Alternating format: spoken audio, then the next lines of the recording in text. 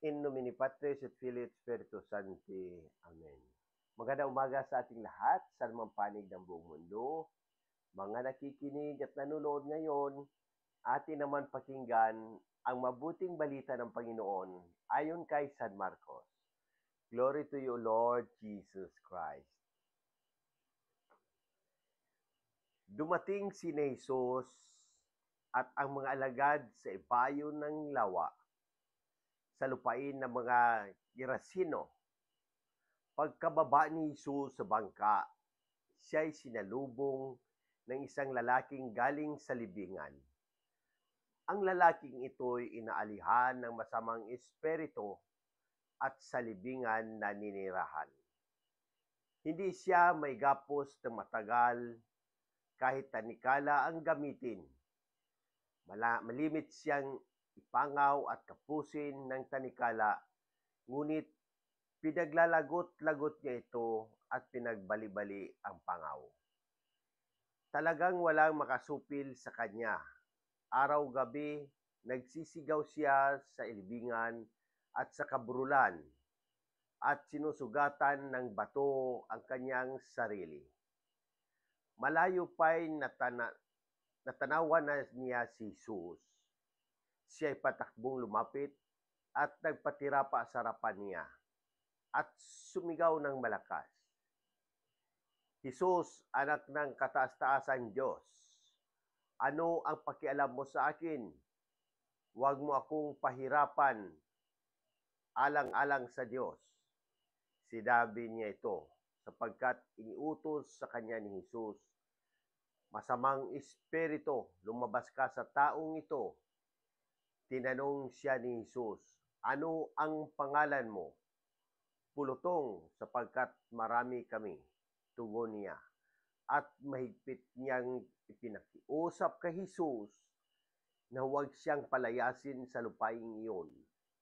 Doon naman sa libis ng bundok ay may malaking kawan ng mga baboy na nananginginain. Nagmakaawa kay Jesus ang masamang espiritu na ang wika, papasukin mo na lang kami sa mga baboy. At sila'y pinintulutan niya. Lumabas sa tao ang masamang espiritu at pumasok nga sa mga baboy. Ang kawan na may 2,000 ay sumibad ng takbo tungo sa pampang ng lawa. Nahulog sa tubig at nalunod. Nagtatakbo ang mga tagapangalaga ng kawan at ipinamalita ito sa bayan at ang mga tao at sa nayon, kaya't pumaroon ang mga tao upang tingnan kung ano nga ang nangyari. Paglapit nila kay Jesus, ay nakita nila ang lalaking inalihan ng mga demonyo.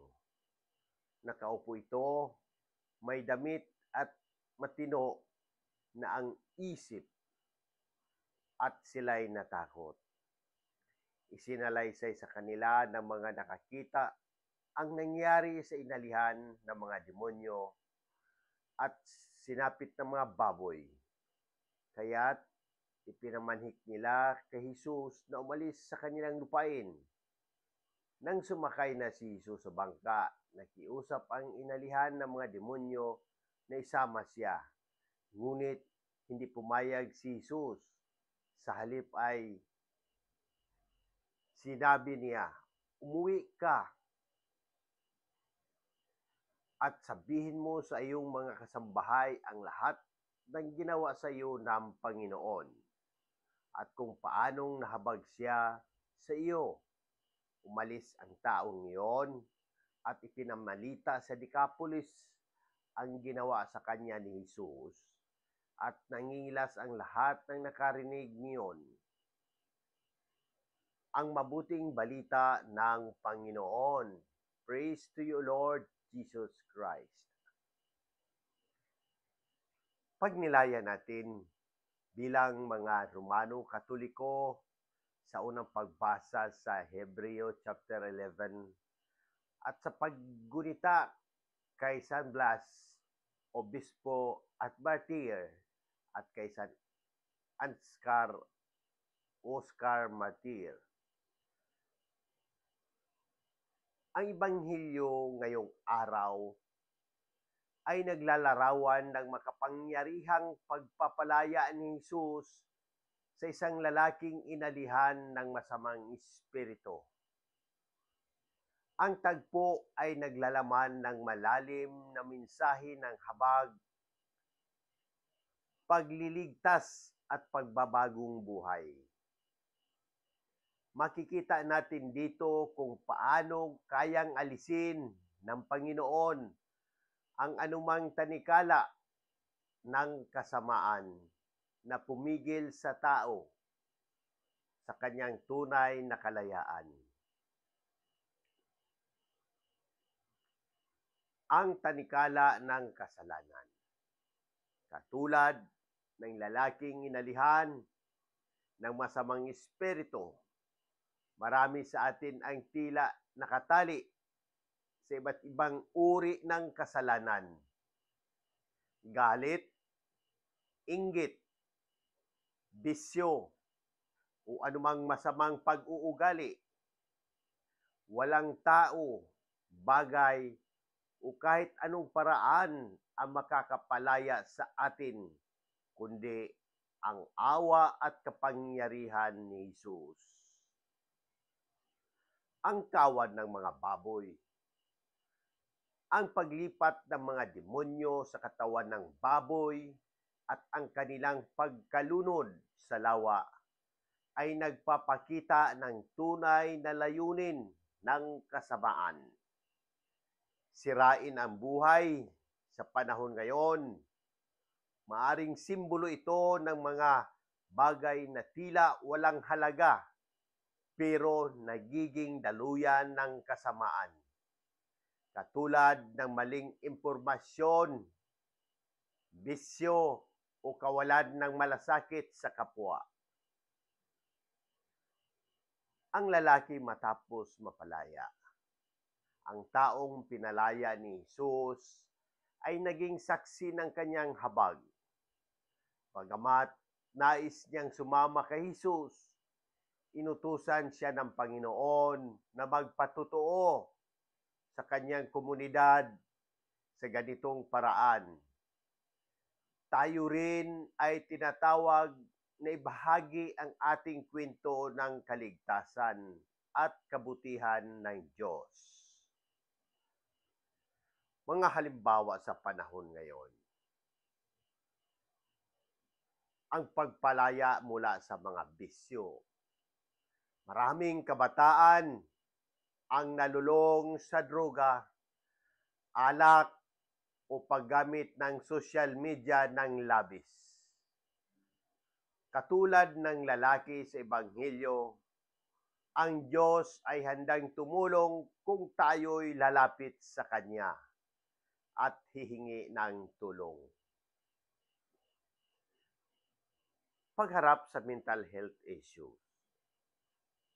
Ang lalaki sa Ebanghelyo ay tila may karanasang katulad ng depresyon o self-harm ngayon.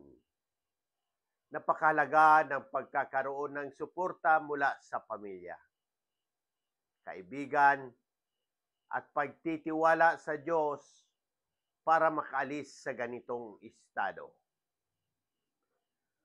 Pagbabahagi ng mabuting balita. Sa modernong panahon, ang social media ay maaring gamitin bilang isang paraan ng pagbabahagi ng pananampalataya. Maaari nating gamitin ang teknolohiya upang magpalaganap ng positibong mensahe sa halip ng mga negatibong balita. Paano natin baguhin ang ating pagkakamali? Una, pagkilala sa pangangailangan ng Diyos. Ang unang hakbang sa pagbabago ay ang pag-amin na hindi natin kayang baguhin ang ating sarili ng mag-isa. Kailangan natin ng biyaya ng Diyos, tulad ng lalaking nagpatirapa sa harap ni Jesus. Pangalawa, pagkakaroon ng matibay na pananampalataya. Ang pananampalataya ay isang mabisang sandata laban sa kasamaan. Ang pakikinig sa salita ng Diyos, panalangin at sakramento ay mga paraan upang lumago ang ating pananampalataya. Pangatlo, pagbabahagi ng ating karanasan. Kapag naramdaman natin ang pagbabago at habag ng Diyos, huwag nating sarilinin ito. Gamitin ang ating kwento upang maging inspirasyon sa iba. Ang ating napagkunan ay nagmula sa Catechism of the Catholic Church, number 391 to 395, ang doktrina ukol sa kasamaan at demonyo. Gaudium et Spes, Joy and Hope. Pagtuturo ng simbahan ukol sa papel ng tao sa pagbabago ng mundo.